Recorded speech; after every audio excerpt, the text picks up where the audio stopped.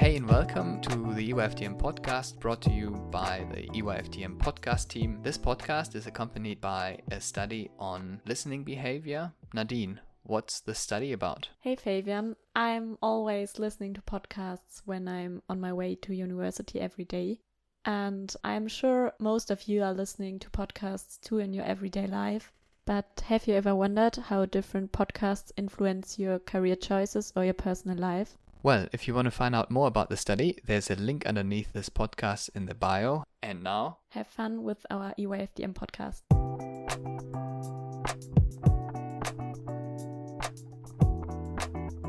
Hello and welcome back to this episode of the EYFDM podcast. My name is Fabian and I'm very happy to introduce our guest today, Professor Martinez-Bianchi, Professor for Family Medicine at the Duke University and current WONCA World President-elect. Primary care physician in the US for more than 30 years, and you had a very important role as liaison to the WHO during the COVID pandemic. One of your key topics are health equity and professional development in primary care or in family medicine.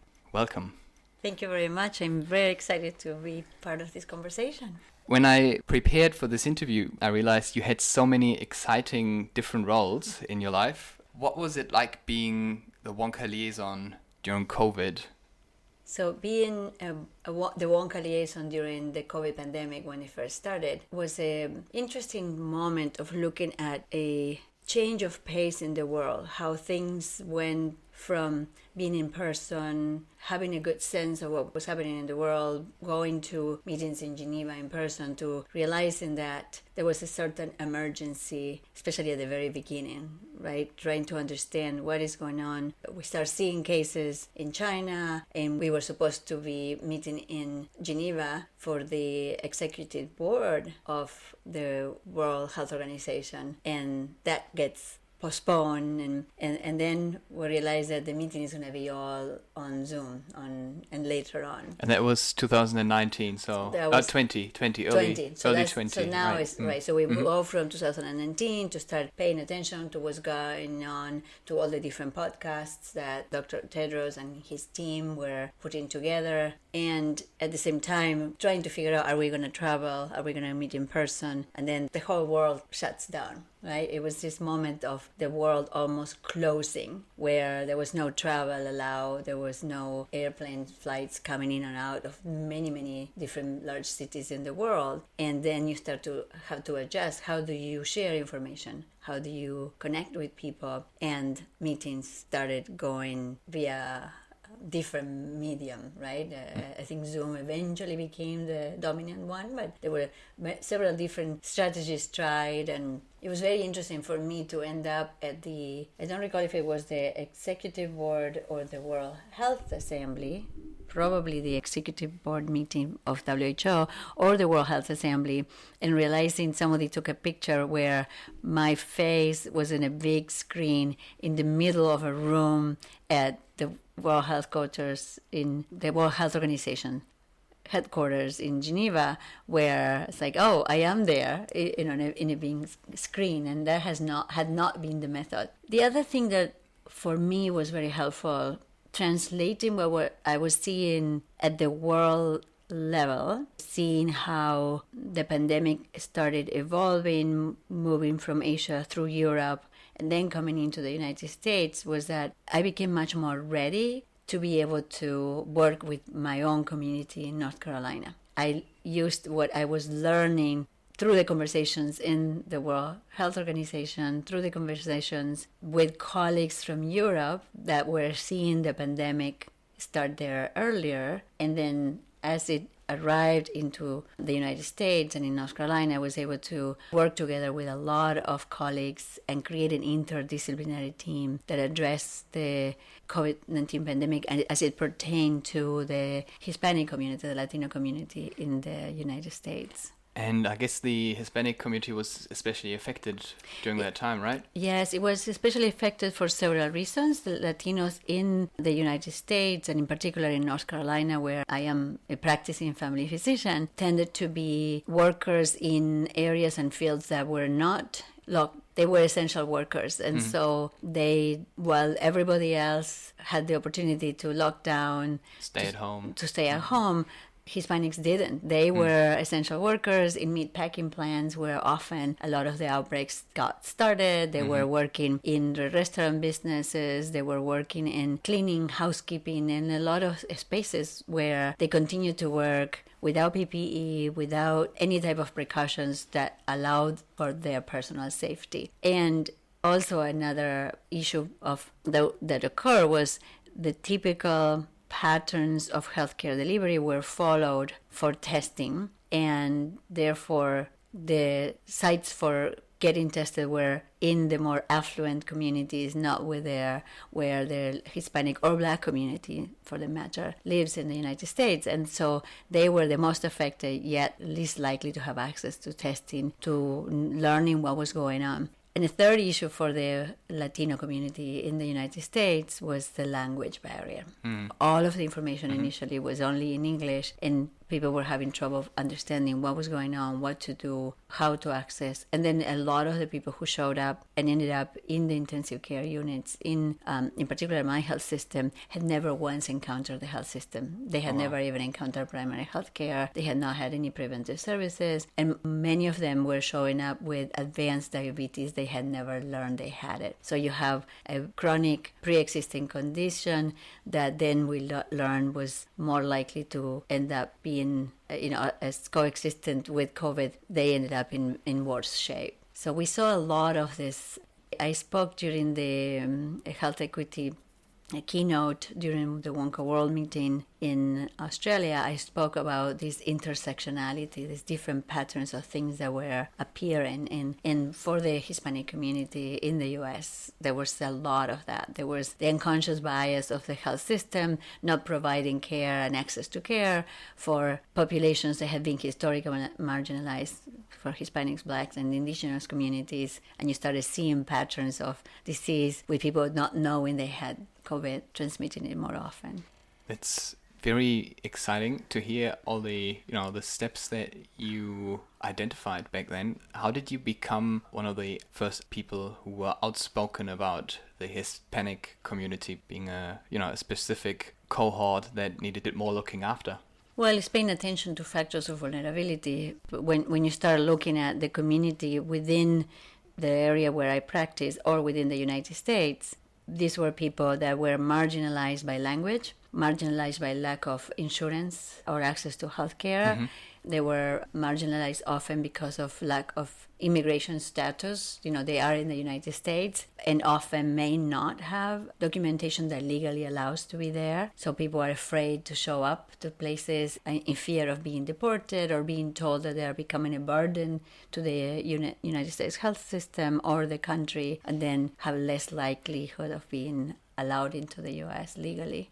But I mean, all that makes it even harder to start up a task force, because there's, especially on the patient side, must have been really hard to step up or come forward. And then for you, it must have been even harder. I mean, you were involved in policy making beforehand, but you were also a primary care physician. How did you manage to bring these two worlds of people who were afraid and very public policy making? How did you bring these two worlds together?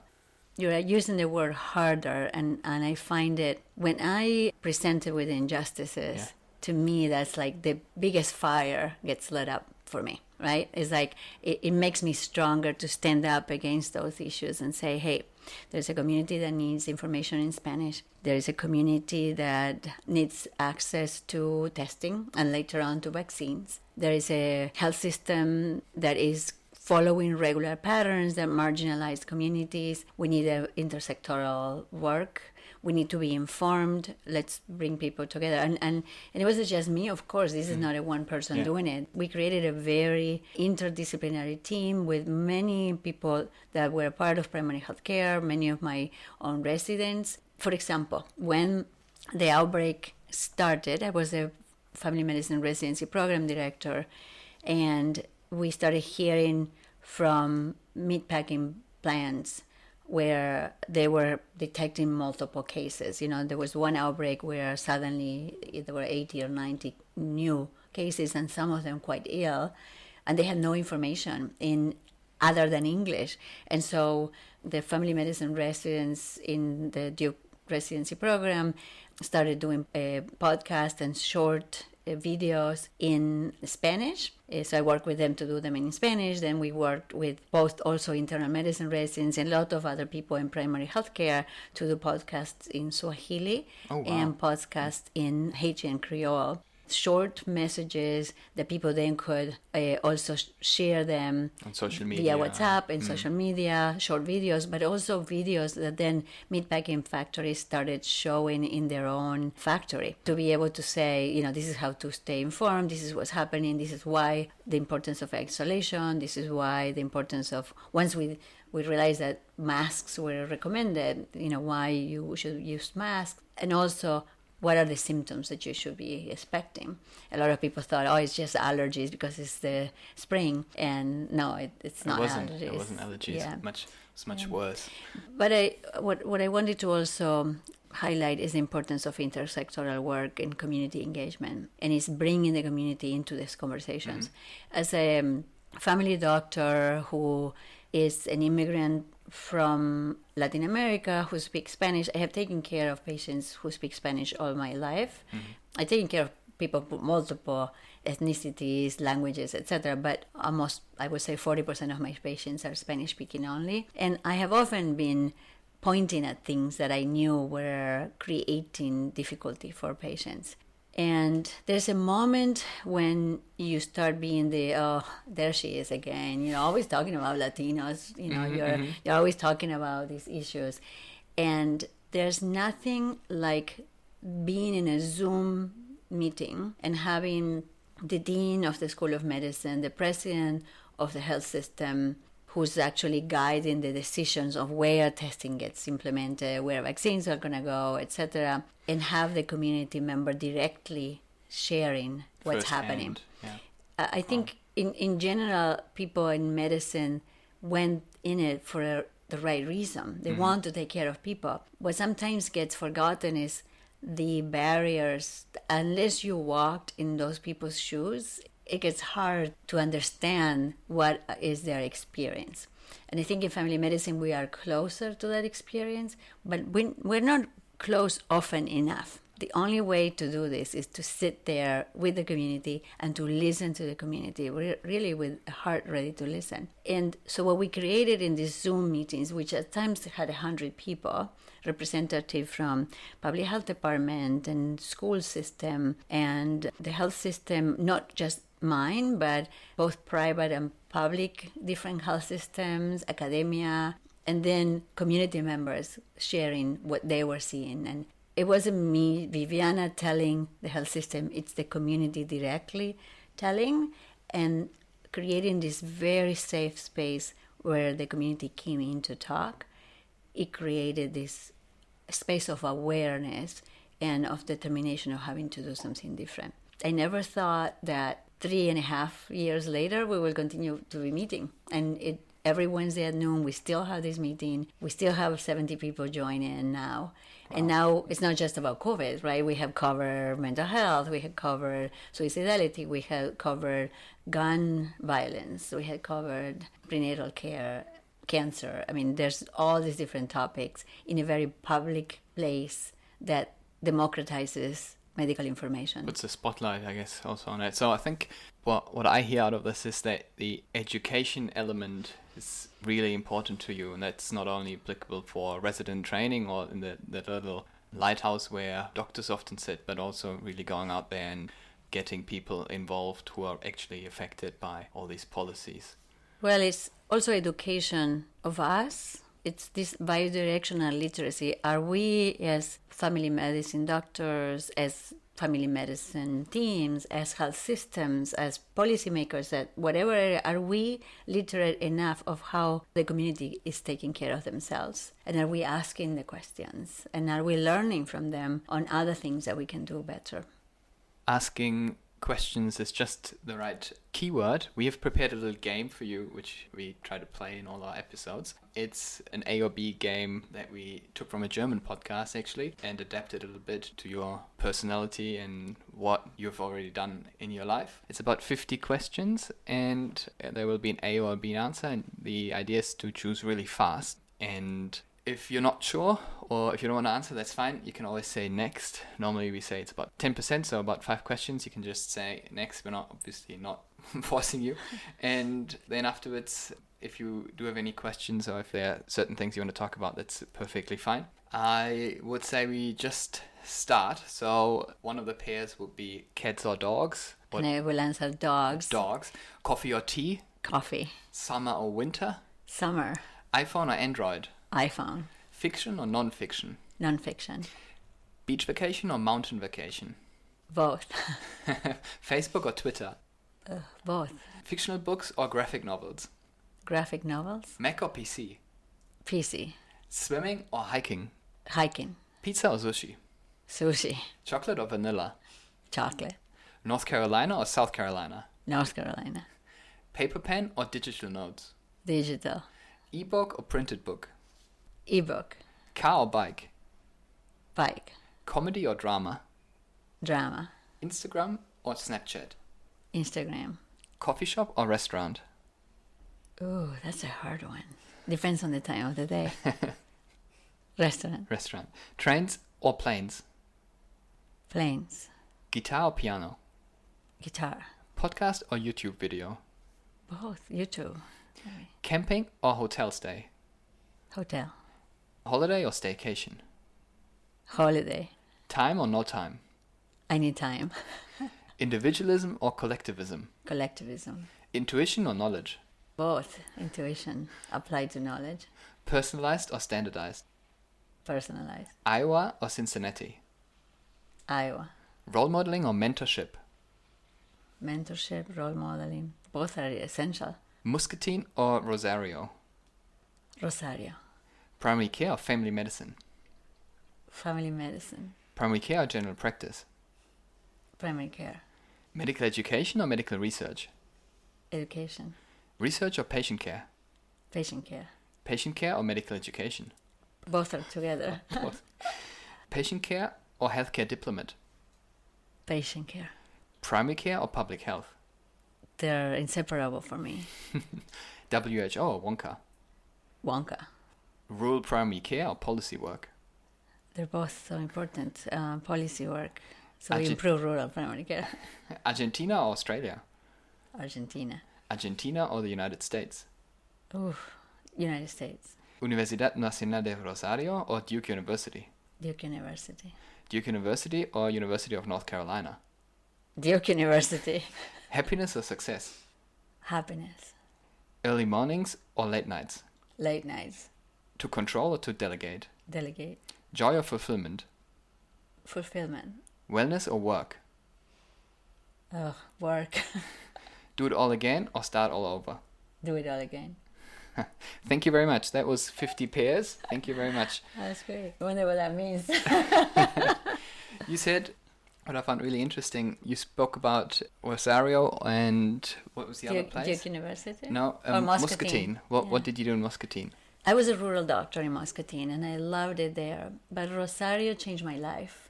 When That's where you went to medical school? I went to medical school in Rosario, but I also spent 7 years there with the people during those young years where you are absorbing everything. And so I was a medical student, but my best friends were in law, political sciences, architecture, psychology, and they had all been foreign exchange students like me. We were all children of the dictatorship in Argentina, and each one of us had grown up in slightly different circumstances. I had grown up in a very biological environment with my father, a vascular surgeon, my mom, a biochemist, and meeting my friends in Rosario we all had come back from living for 1 year in the US when we were 17 years old, coming back to Rosario, started university I went on a hunger strike in Rosario to start medical school. Oh, wow. When I was 18. So these were the most important years of my life on their realm of possibility. All my friends have gone on to do something, a human rights lawyer working with the United Nations, reproductive rights doctor and policymaker working for reproductive rights in Argentina, anthropologists working in Brazil, anthropologists and political scientists working for LGBTQ plus rights in Brazil as well. Like everybody went to doing something, and those years informed me a lot, right? I also had a really close group of medical student friends, but the people who challenged me the most were my friends not in medicine, and they challenged me in the sense of, just an example, we went to see a Fellini movie, and we sat there watching it, and my friends in psychology and anthropology and sociology sat with me where I understood only half of the movie. I was like, what is going on here? And we finished seeing the movie, we grabbed a cup of coffee and went back in the movie theater, and then they explained the movie to me. That was the kind of friendships I had, where they were not going to allow you to go without understanding something. And we all share each other's understanding. I shared my understanding of biology. And so Rosario is a large city. I grew up in more of a somewhat rural, my city is not rural, but I grew up going to the islands of the Paraná River. And then I took my friends from Rosario to the islands and watched them run around the island doing things and eating fried fish that my father had caught and fried right in an island, camping. And suddenly it was this like, oh my God, I have a life exposure that is so different from my friends who grew up in the city. Yeah. And it kind of just going full circle with seeing that we all have something to share and learn from others. Thank you very much for sharing that. When you look back at this time and now being the next WONCA World president, I guess you don't become president overnight. So there must have been something that happened between the university years and the 30 plus years afterwards where you became president. And you said one of the last questions that you answered was, do it all again. So do you have any advice for younger doctors who want to get involved with your line of work or do something similar? Is there anything that you can recommend other than go and study at Rosario? No, you study where you choose. And what I would say is looking at possibilities. The first time I ever learned about the World Health Organization and realizing that I wanted to have a career in global policy and primary care at the same time was when I was only 14 years old, and my father showed me the Declaration of Alma-Ata. And it was amazing for me to be 40 years later in Astana. I never, when I was 14, never envisioned, I never imagined that I would end up being in Kazakhstan 40 years later. But looking back, it all made sense at the same time, right? It was my father who said, I asked what kind of career one has to do. I want to do that. I want to do primary care, healthcare policy, and global policy. And he says, well, your specialty hasn't been described yet, but you will create your own path. So I was young when I was allowed by my first ever mentor, my own father, to say, you will create your own path. And then what I also want to say to young people is that nothing happens immediately, that you want to start planning and seeing what are the possibilities, and that you don't become a leader unless you're a listener and unless you are a observer. You know, I was very lucky. I often also say that lucky takes a lot of work.